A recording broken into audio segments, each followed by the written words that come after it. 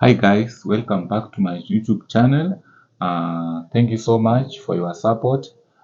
Leo tuko na Mr. Ken. The last time the video we did tulikuwa tumeongelea about coming up with the contents zenye zinaweza kuwa for benefit for our viewers. And before we proceed, I would like to take this opportunity to invite him to say hi to you. Mr. Ken, karibu sana. Thank you so much. You can say hi to our viewers. Hello viewers, how are you doing? Yes. My name is Ken Kayange. I am a mental health advocate and also a counseling psychologist, and I'm so happy to be here once again. Karibu sana. Last time tulikuwa kwa hii nyumba tukifanya video, you asked about Wangeci. Actually leo they are on the way coming. Yes. So maybe next time mtakuja kuona venye wanaendelea. So guys, Wangeci bado ako vacation lakini anajiprepare. She's traveling back. Then akikuja maybe tutaweza kuwa pamoja na yeye tukaongea, akawasalimia, akawaambia experience yake venye amekuwa huko coast. Yes. I think alikuwa amefurahia because alikuwa alisema ya kwamba hajawahi enda Mombasa, na maybe akikuja atawaambia experience yake. So Ken, Yes. Leo tuko na very important topic about mental issue or mental health. Yeah. Na najua ya kwamba wewe mostly unadeal na hiyo sector, na the other time tulikuwa na wewe kwa video tulikuwa promise our viewers about tutakuwa tunakuja pamoja tukiendelea, nikakukaribisha nikakwambia feel free, unaweza ongea. So labda unaweza ongea about mental health because kuna the way people maybe unaweza ongea kama people they are living together ama in the family. Labda mtu anaweza juaje ya kwamba someone has mental issues? Well, I think that's a very critical topic to discuss. Yes. And especially at such a time and age, era in life where people are going through so much in life. Yes. And according to research, one of the major causes of family breakages or breakups is because of mental ill health. Yeah. So there are so many people who've left their marriages because of an issue they were going through that was not handled in the best way, Very true. and it ended up in a wrong way. And so for that reason, they ended up breaking up. So for instance, a husband did not understand that my wife is going through an anxiety, or my wife is going through stress, or my wife is going through an issue that needs professional assistance, Very or true. just needs closeness. So they would think my wife is beginning to misbehave, or my husband is beginning to act up in a weird way, or my partner is beginning to change. So probably you will hear partners say that nowadays my partner has changed. Probably he or she is seeing someone out there. Or probably you have an issue, you don't trust me anymore, you don't want me anymore. But probably if you dig deep into that, it is normally a mental ill health or a mental issue. So if solved in a good way, if solved in good time, so many marriages can be saved from being broken. So I think this is a very good topic that should be talked about and that should be addressed with utmost keenness, because you realize not so many people are giving it an eye, because with knowledge people can begin to understand. Because initially watu hawajakuwa understand about mental health, and so when somebody went through a depression and went through a moment when they felt that they should maybe begin to commit suicide, people would relate that to sorcery or witchcraft. Yeah, very true. Yeah. Unasikia wanaanza kusema huyu mtu ni kama amerogwa ama kuna kitu ama kuna watu wa ushago wamefanya kitu. Tangu aende Nairobi aanze kupata mali, something. So they begin to relate or equate that to sorcery or witchcraft. But back to the question you asked, then how should you know that somebody is going through a mental issue? So one is you need just to be on the watch out or on the lookout about your partner. because before you get married, you know that person quite well. And then because you've been staying together, probably you know that person. So you should be on the lookout. When they begin to behave in a manner that suggests that they could be going through a mental issue, then you need to also know how to help them out. So I'll just talk about a few things to look at so that any person watching this video can be able to know that, you know, when I look at this, my wife or my husband has a mental issue. So number one is lack or increased appetite. So your wife used to eat a whole plate of rice, but right now she only takes 2 spoons and she has no appetite anymore. Or she used to take just a handful of food, but right now anakula kama fundi. Alright? Anakula kama fundi. So you begin to get worried about that. Very true. Now, another thing is lack or increased sleep. There are people who, when they are stressed up, they tend to sleep a lot. Unapata mchana amelala, asubuhi ameextend kulala, usiku mzima amelala. And some wanakosanga usingizi. Unapata tu mtu ana count mabati, anaangalia roof, yani they do not have anything. I have the experience, nimesikia watu wengine wanasema kwamba wamekosa usingizi atalala. So at least someone unaweza relate. Kabisa. Unapata mtu hajalala kabisa, amejaribu kutafuta usingizi usiku mzima, hajapata usingizi. So it is called insomnia. Kukosa usingizi inaitwa in professional terms insomnia. Whereas kulala sana inaitwa hypersomnia. So people begin to experience increased or lack of sleep. So they begin to get a challenge with that. So some other people tend to isolate themselves. Wife yako alikuwa anakuja, unaona amekaa sitting room, unapiga naye story, anapiga anacheza na watoto hapo. But this time round they are beginning to isolate themselves. Unapata ako tu bedroom. Hataki kukaa na mtu. Hataki kukaa na mtu. Amerelax tu. Anasema anataka kuwa alone. Anataka kukua alone. So that way you should also begin to get worried. Nini mbona wife yangu ana behave hivi? Why is she beginning to isolate herself? If for those people who are watching there, maybe you have a husband who used to come back home na anakaa pamoja na familia, but this time round anaona afadhali akae tu peke yake. You should also watch out on that. Another thing to watch out is loss of interest in some of the things they loved to do. So for instance, wewe ulikuwa unapenda kuona mpira. Alafu all of a sudden hutaki kuona mpira tena. My friends wanakuambia twende tu, unawaambia niko tu sawa. So you begin to lose interest in some of the things you loved to do. Very true. So you should be, when you realize your partner is beginning to lose interest in major things they love to do, e.g. the smaller things, e.g. watching football, playing a game, in the house, or whatever they love to do, reading a book. There are some things they loved to do, but this time round they don't feel like they want to do them. So you should also get worried about that. So generally there are so many things. Some of them begin to get annoyed for nothing. Some of them begin to quarrel. Some of them don't talk. Utapata kuna mwingine anagombana sana, anaanza kugombanisha watoto over nothing, kama mistake kadogo anagombana. Na utapata mwingine ananyamaza tu, anachoose afadhali anyamaze kuliko kuongea. So quarreling, some of them just deciding to keep quiet and just beginning to switch off.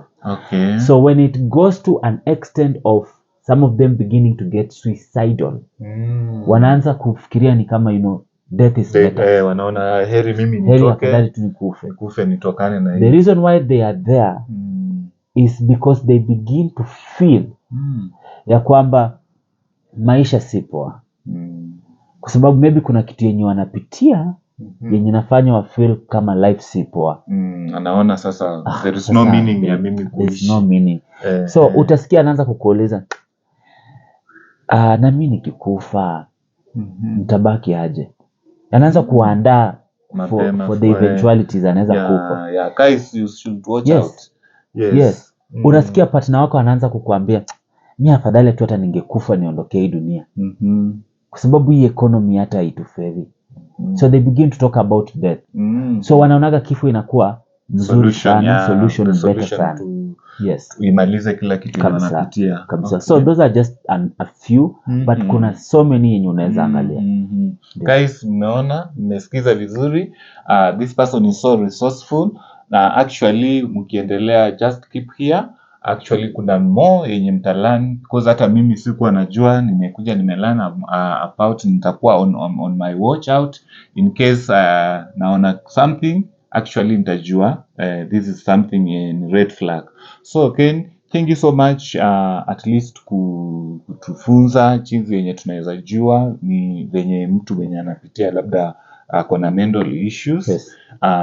Maybe now tumejua this person actually ako na mental issue. Yeah. Now tunaweza aje saidia huyu mtu, because now tumeona huyu mtu ako na hizo sote zenye umeongea, tumeona labda my partner, my son, my relative, my friends wanapitia hivyo, ama nimeona hizo signs. Now tunaweza fanya aje ama tunaweza msaidia aje? Well, I think the first thing you want to do for that person is to try and understand what is it that is bothering them.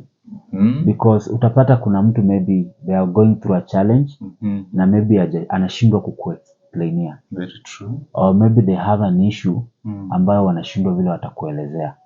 So wanaamua kunyamazia tu, na vile wananyamazia inaanza kuwakula ndani kwa ndani. So the best thing is you try to dig, ujue ni nini kabisa wanapitia. And then after find out ni nini wanapitia, don't judge them, but try to understand them. And show them that you understand. Yeah, because sometimes unaweza pata mtu anakuja labda mtu anapitia kitu ndani, anakuja unaongeza kabisa, sasa unafanya ndio huyo mtu anaanza kusema sasa hapo utakuwa umemaliza, utamlose kabisa. Unaanza kumwambia hata wewe nilijua you are a failure, hizi vitu hata ungeavoid. No, try to understand that everybody makes a mistake, or everybody is prone to making an issue. Very true. And by the way, all of us are candidates of mental ill health. Unaweza amka tu kesho na ujikute something has happened to you na unaingia kwa stress. So we are all candidates of mental issues. Very true, guys. Yeah. So try and understand them. Muonyeshe, by the way, whatever you are going through, I understand. I feel what you're going through. Number 3 is offer them a shoulder to lean on. If they would want somewhere to cry, be the person whom they cry to. If there's somebody they should open up to, let that person be you. Exactly. Very Instead true. of them keeping quiet, they just want somewhere they can open up to. So atakuja kwako, create an atmosphere through which they can speak whatever they are going through. So wakati anakuja kwako kuanza kukuelezea kenye anapitia, usimkatize, mwambie ngoja. Hata mimi kwanza ndio niko na matatizo kushinda yako. Very true. Keep aside yours. Inaweza kuwa hata kubwa kuliko yake. But the ability to withstand the pressures are different. Very true. Vile wewe unaweza hold issues zako si vile mimi naweza hold. Exactly. So understand na umpatie opportunity ya kuspeak. But hata kama ni 1 hour, acha tu aongee kabisa whatever is going through her mind or their mind. Then after umemsikiza, the only thing they need to do to hear from you is support. They need you to understand them. They just want maybe to hear one word, that it is okay. It is okay. Then after that is you can try and seek help. You can either seek help through professional counselors who can give them professional guidance. Very true. Or you can even try and seek help from, if maybe it is an issue at home, maybe you can seek somebody you can run to and seek guidance from, so that you can save that situation from that point. Na kama ni kitu yenye iko within the marriage setup, try and resolve. If it's an unresolved dispute, try and resolve it. If it's something that is causing harm or heartbreaks to that person, make sure ya kwamba umeaddress in a good way. So true. That asiendelee kuumia kwa roho. Yes, so much educative. leo nimesoma mingi kabisa guys. Venye mmesikia, we have a lot and this person akona mengi kabisa. Kuna mambo mingi yenye tunaendelea, and then you just keep it right here, tunakam na mengi kabisa. So Ken, umeongea, tumeona sasa labda tumejua, tumeidentify na tunaona the way tunaweza msaidia. Now tunataka kujua maybe the causes zenye zinaweza kuwa zinafanya zina cause mental health. Yeah, labda tuambie watu, labda wanaweza jua, labda kuna mmoja anajiuliza sasa ni nini inaweza kuwa ina cause mental health. So there are so many causes of mental disturbances or mental ill health or mental breakdowns. There are so many causes, and the slightest thing can cause somebody a mental breakdown. The slightest thing. So whatever you can handle, somebody else might not be able to handle. And whatever somebody else will be able to handle, you might not be able to handle it. So mtu akikuja kwako akwambie ya kwamba I've lost my job and I'm getting into depression. Usianze kumwambia wewe kwanza ni job ngapi zenye sisi tumepoteza. No. Unamwambia hata mimi sasa niko jobless and I'm just surviving. Exactly. So maybe they have that is what they've lost that is so special to them. So one of the reasons why, one of the causes of mental ill health is loss. Labda mtu amepoteza kitu anapenda, labda amepoteza job. Labda amepoteza mtu mwenye anapenda, for example a relative. Very true. Labda amepoteza some of them at a pet. Alikuwa amefuga kadogi home ama kapaka kameenda. That is loss. Very true. Labda amepoteza nguo anapenda. That is already stress. So loss causes people into stress, anxieties, and depression. So loss of something they really value, or somebody they really clinged to and they really loved, and just the imagination that I will no longer have this person or this item or this thing into my life again, imeenda. So another thing is unresolved family disputes. For instance, kulikuwa na issue kwa marriage yenu, badala muisolve bwana akakuwa mkali, mkaiachia wewe nisisikie hiyo kitu tena kwa hii nyumba, so mkaiachia hapo. So unaona haijakuwa solved, hiyo ni kidonda imefunikiwa tu. So inaendelea ikigrow kwa ndani pole tu. So siku moja itakuja ilipuke, na italipuka ikiwa imeoza, ikiwa inatoka damu zaidi. So it is always good to resolve disputes while they are still small, they are still manageable, and they are still reasonable. Very true. And still fresh. So usiwahi postpone anything. If you feel like you want to, there's something you have not resolved in your marriage, make sure you talk about it immediately. Very so true. There are so many causes of mental ill health.